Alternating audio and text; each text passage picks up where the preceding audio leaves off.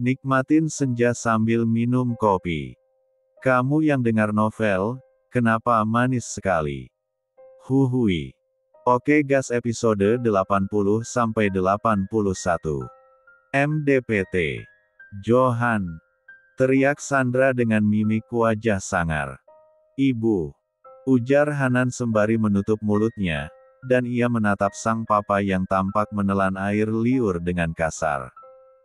Hehe. Sorry, Pak. Sepertinya aku tidak bisa ikut campur dalam masalah ini, ucap Hanan yang segera ingin beranjak. Mau kemana kamu, Hanan? Bentak Sandra pada putranya. Ia merasa bahwa Hanan memberi dukungan penuh kepada ayahnya, sehingga pria baya itu semangat untuk melakukan kecurangan. Ah, Bu. Aku mau tidur, soalnya sudah ngantuk, jawab Hanan sedikit gugup. Diam di sana. Tapi, Bu. Ibu bilang diam. Seketika Johan tersenyum melihat sang anak juga mendapat imbasnya. Lagi pula ini semua memang karena Hanan, coba saja dia tak menanyakan hal itu, maka Sandra tidak akan mendengar segala kejujurannya.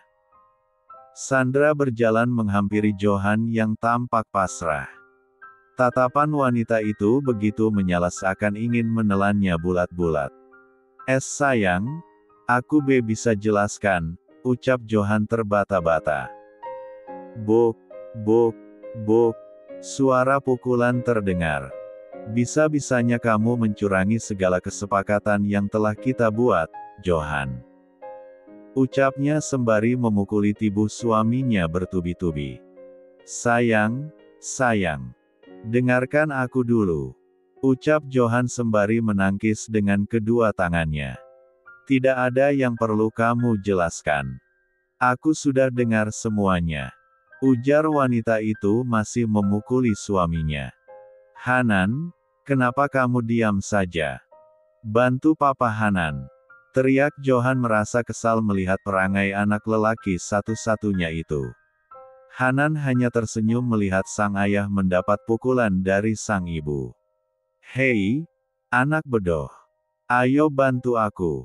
Teriak Johan yang merasa kewalahan. Hahaha. Gimana ya, Pak?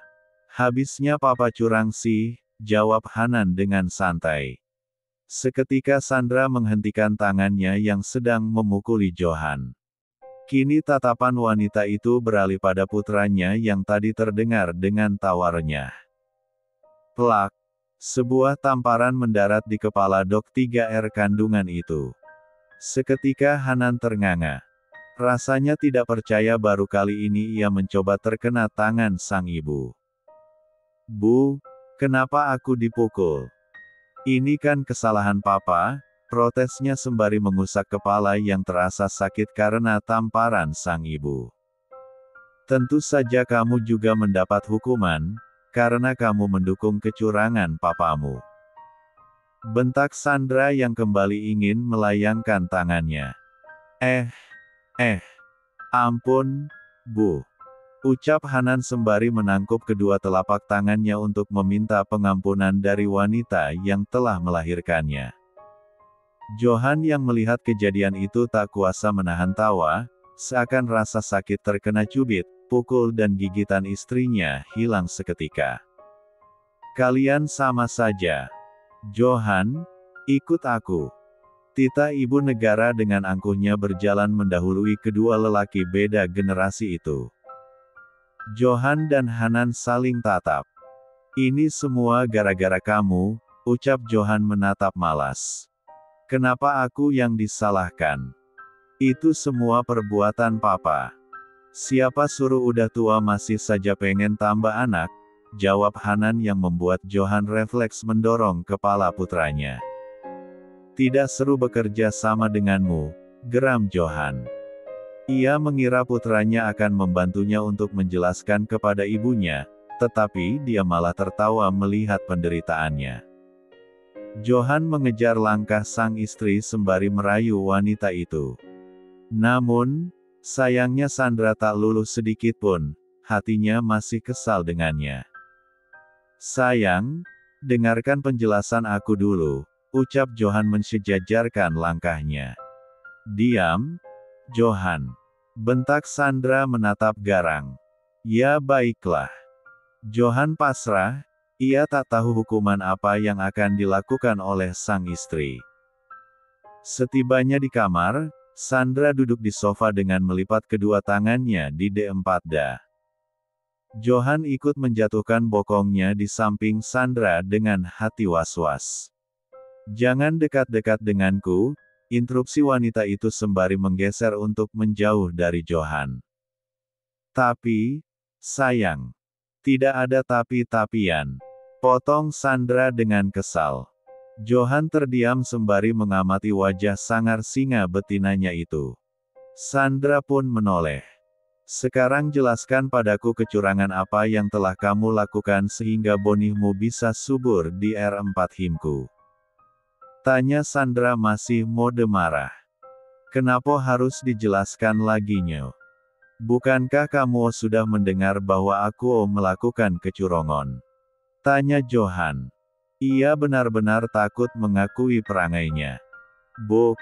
Sandra menimpuk lelaki itu menggunakan bantal sofa. Tentu saja aku ingin tahu seperti apa kecuranganmu itu. Ayo Johan, jelaskan. Titahnya. Ya, baiklah. Johan menggaruk kepalanya yang tidak gatal. Ia bingung harus memulainya dari mana. Cepat Johan. Iya. Sebenarnya, waktu kamu minta dibelikan pil K04 sepsi. Apa? Tanya Sandra penasaran. Aku menukarnya dengan pil penyobur keempat kandungan, jawab Johan dengan wajah melas. Terus, pengaman yang aku gunakan telah aku bocorkan terlebih dahulu, ucap pria itu dengan jujur. Jangan ditanya bagaimana ekspresi wajah Sandra, saat mendengar pengakuan suaminya yang benar-benar meresahkan. Johan. Pekik Sandra sembari memukuli bantal sofa itu pada suaminya. Ampun, sayang. Udah dong. Mohon Johan sembari menangkis dengan kedua tangannya. Aku benci sekali sama kamu, Johan. Serunya sembari meninggalkan lelaki itu, lalu naik ke atas tempat tidurnya. Johan tak ingin membiarkan kemarahan wanita H4 mil itu berlarut-larut. Ia ikut menepati Ran, yang itu. Aku tidak mau melihat kamu. Tidur di luar sana. Usir Sandra seraya melemparkan bantal guling pada Johan. Tapi, sayang. Cepat Johan. Aku masih kesal sama kamu. Serius kamu tidak ingin tidur sama aku? Bagaimana jika baby nyariin papanya? Ucap Johan masih berusaha membujuk. Biarin, pokoknya aku tidak mau tidur sama kamu, jawab Sandra yakin. Johan menghela nafas dalam. Baiklah, jika kamu kangen aku, maka dengan senang hati aku akan mentigalukmu dengan nyaman, ucap Johan sembari melangkah keluar dari kamar. Johan menuju kamar tamu sebagai tempatnya istirahat. Lelaki itu berjalan dengan mengendap-endap agar tak ketahuan oleh Hanan. Semoga saja anak itu sudah tidur. Bisa jatuh harga diriku jika diketahui olehnya. Aku benar-benar tidak menyangka bahwa ini semua akan terjadi padaku. Nasib seorang ayah yang memperjuangkan anaknya, gumam lelaki itu sembari melihat kiri dan kanan. Seketika langkahnya terhenti saat pijar lampu menerangi ruangan itu. Johan melihat Hanan sudah berdiri dengan bersedekap tangan di D4D. Cek, kenapa malam ini sial banget, rutu Johan menatap malas pada Hanan. Papa, ngapain bawa-bawa bantal segala? Tanya Hanan curiga. Ini, Papa mau tukar bantal yang ada di kamar tamu, karena ini bantalnya kurang nyaman, jawab Johan jelas berbohong. Kamu sendiri kenapa belum tidur?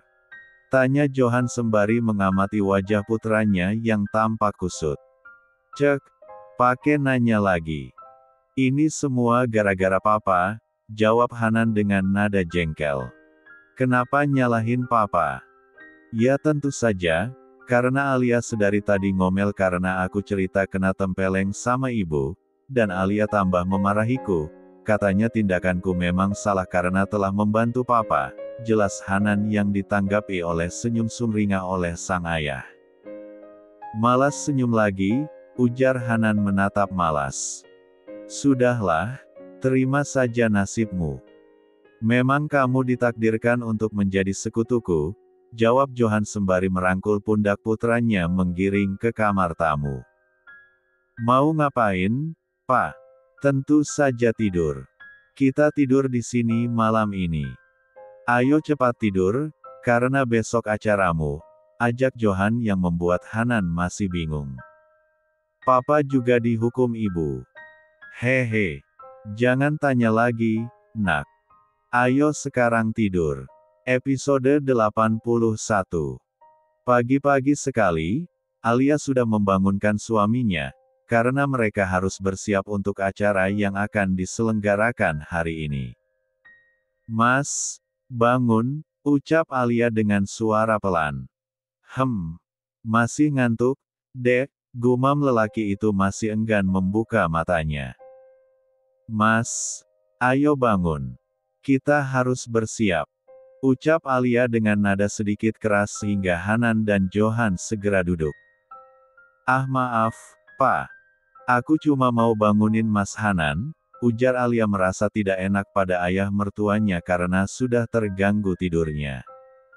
Tidak apa-apa, nak. Apakah ibumu sudah bangun? Tanya Johan sembari mengusap wajahnya. Sudah, Pak. Ibu sedang minum teh bersama Sonya dan Sela, jawab Alia. Baiklah, kalau begitu papa ke kamar dulu. Ayo segera bersiap Hanan. Sebentar lagi para tamu akan datang, titah Johan pada anaknya yang masih bermalasan untuk bergerak. Baiklah, jawab Hanan lesu. Ayo, Mas. Nggak semangat banget wajahnya, omel wanita hamil itu. Ya iyalah nggak semangat, semalam aku tuh nggak bisa tidur. Lagian kamu tega banget suruh aku tidur di luar, protes lelaki itu dengan wajah cemberut. Ini bukan di luar, Mas. Kamu tidur di ran, yang tak kalah nyaman, jawab wanita itu dengan nada santai tanpa dosa. Hanan hanya menggelengkan kepala mendengar jawaban sang istri. Nggak merasa bersalah apa. Hanan segera mengikuti langkah Alia yang berjalan mendahului. Sementara Johan menghampiri istrinya yang sedang ngobrol bersama kedua anak perempuannya. Kehadiran lelaki itu membuat mood Sandra kembali rusak. Kok masih santai di sini? Kalian nggak siap-siap? Tanya Johan sembari menduduki kursi bagiannya. Netranya menatap wajah sang istri masih cemberut. Iya, bentar lagi, Pak. Kami lagi nunggu Mua datang, jawab Sonya. Mana nih kopi buat papa? Tanyanya yang mencari perhatian istrinya. Bikin sendiri, jawab Sandra acuh. Tentu saja membuat kedua wanita muda itu saling pandang saat mendengar jawaban sang ibu. Mereka belum menyadari bahwa kedua orang tuanya sedang tidak akur. Ibu kenapa? Apakah papa membuat masalah? Tanya Sela yang mendapat sikut dari Sonya. Ah, maksud aku apakah ibu sedang bad mood? Sela memperbaiki ucapannya.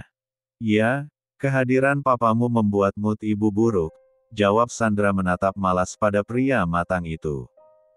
Oh, bawaan dedek bayi ya, Bu. Hahaha. Kasihan banget papa, sambung Sela dengan kekahannya. Johan hanya menggaruk tengkuknya yang tidak gatal. Bagaimana ia harus menjelaskan kepada kedua putrinya bahwa kemarahan ibu mereka diakibatkan oleh kecurangannya.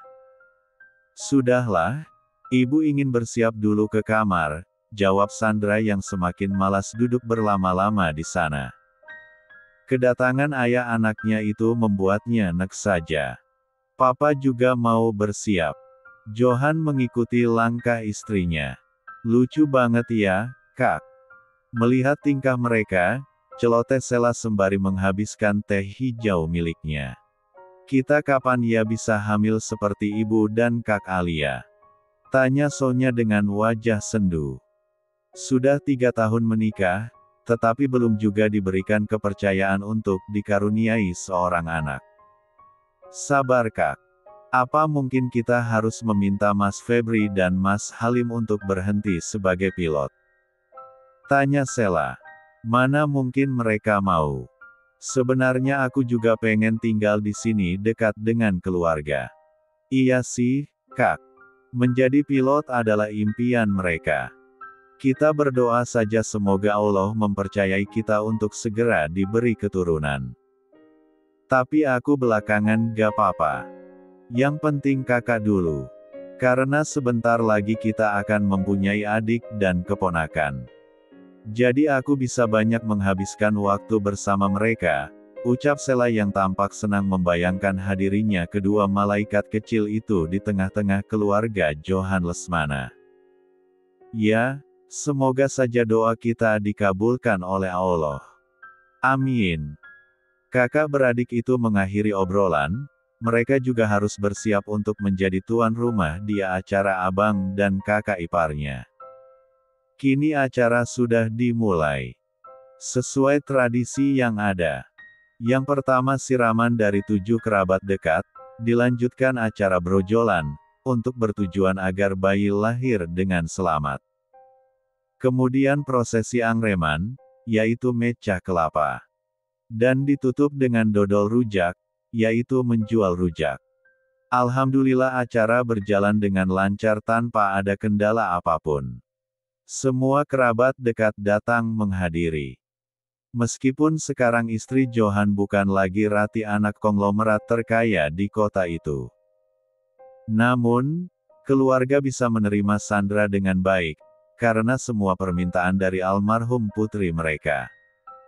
Semua datang memberikan doa keselamatan untuk ibu dan janin yang akan lahir nanti.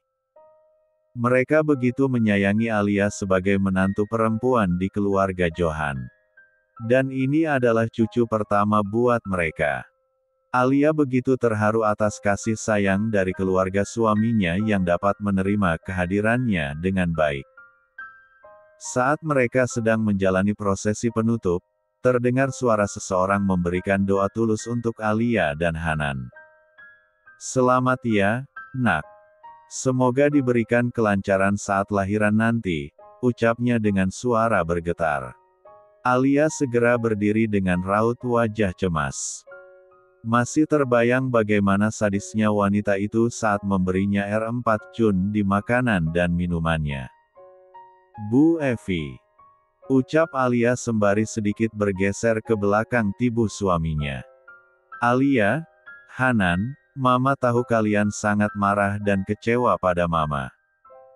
Tapi sungguh Mama minta maaf atas segala kesalahan yang pernah Mama perbuat. Tolong jangan benci pada Mama, nak, ucap Evi berderai air mata. Hanan membimbing Alia dengan kepala mengangguk pelan. Lelaki itu berusaha untuk meyakinkan sang istri bahwa semuanya baik-baik saja. Dek, jangan takut ya. Mama datang ke sini dengan niat yang baik. Percayalah, Mama ingin meminta maaf atas segala kesalahannya, ucap Hanan meyakinkan.